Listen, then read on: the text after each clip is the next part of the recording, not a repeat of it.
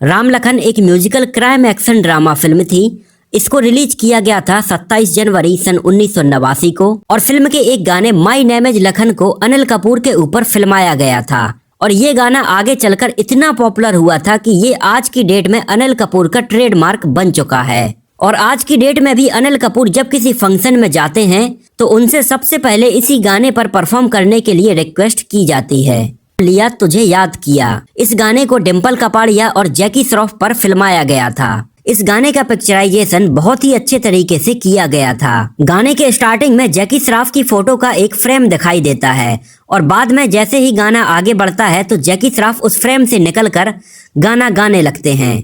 गाने का ये स्टाइल टिकटॉक पर भी बहुत ज्यादा वायरल हुआ था और फिल्म राम लखन का म्यूजिक उस साल के one of the best selling music album में से एक था और सन 1989 में ये फिल्म दूसरे नंबर पर सबसे ज्यादा पैसा कमाने वाली फिल्म बन गई थी। सन 1989 में पहले नंबर पर फिल्म थी मैंने प्यार किया, दूसरे पर थी राम लखन, तीसरे पर थी त्रिदेव, चौथे पर थी चांदनी और पांचवें पर थी चालबाज। सुभाष घई का सबसे पहले फिल्म राम लखन बनाने का कोई प्लान नहीं था। उस टाइम पर सुभाष घई सन 1987 में अपनी ड्रीम प्रोजेक्ट फिल्म देवा के ऊपर काम कर रहे थे। सुभाष घई और अमिताभ बच्चन दोनों का ईगो सामने आने लगा था। सुभाष घई का कहना था कि फिल्म देवा उनका ड्रीम प्रोजेक्ट है, लेकिन अमिताभ बच्चन इस फिल्म को बहुत सीरियसली नहीं ले रहे हैं और हमेशा तबीयत खराब होने का बहाना बनाकर कभी फिल्म के सेट पर लेट आते हैं और कभी कभी शूटिंग के लिए भी नहीं आते हैं। वो बहुत ही अनप्रोफेशनली बिहेव कर रहे हैं।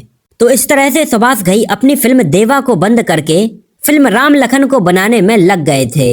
सुभाष घई ने लखन के कैरेक्टर के लिए मिथुन चक्रवर्ती और गोविंदा को कंसिडर किया था और फिल्म में राम के कैरेक्टर के लिए उन्होंने शत्रुघ्न सिन्हा को कंसीडर किया था, जिनके साथ उन्होंने सन 1976 में एज ए डायरेक्टर अपनी पहली फिल्म कालीचरण में एक साथ काम किया था। लेकिन बाद में शत्रुघ्न सिन्हा किसी कारण से इस फिल्म में काम नहीं कर पा रहे थे।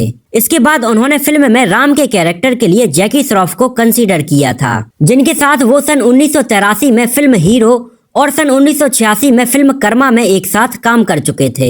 और बाद में फिल्म में लखन के रोल के लिए बोनी कपूर की रिक्वेस्ट पर उन्होंने अनिल कपूर को फाइनल किया था और ये बात अनिल कपूर ने खुद अपने एक इंटरव्यू के दौरान बताई थी।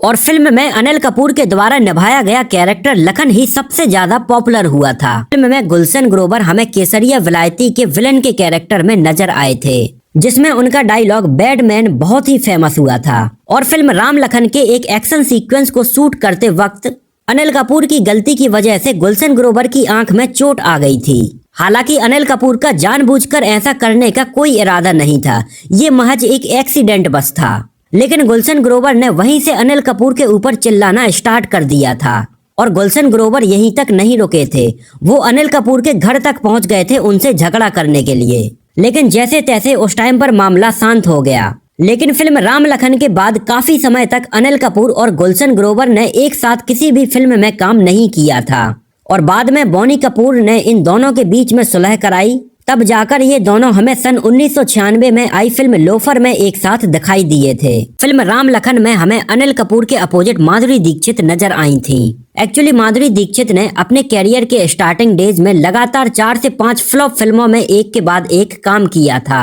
और फिल्म के डायरेक्टर सुभाष घई सन 1986 में अपनी फिल्म कर्मा के सेट पर पहली बार माधुरी दीक्षित से मिले थे, जहां पर फिल्म कर्मा के पास में ही माधुरी दीक्षित की सन 1985 में आई फिल्म आवारा बाप की भी शूटिंग की जा रही थी। और सुभाष घई को माधुरी दीक्षित का काम काफी पसंद आया था और उन्होंने माधुरी दीक्षित को अपनी फिल्म कर्मा में एक आइटम सॉन्ग करने के लिए ऑफर किया था। लेकिन बाद में इस आइटम सॉन्ग को एडिटिंग के दौरान फिल्म कर्मा से हटा दिया गया था। इसके बाद सुभाष घई ने अपनी किसी बड़ी फिल्म में माधुरी दीक्षित को लीड एक्ट्रेस के तौर पर लेने का डिसाइड किया था और उन्हें अपनी फिल्म राम लखन में लीड एक्ट्रेस के तौर पर कास्ट किया था।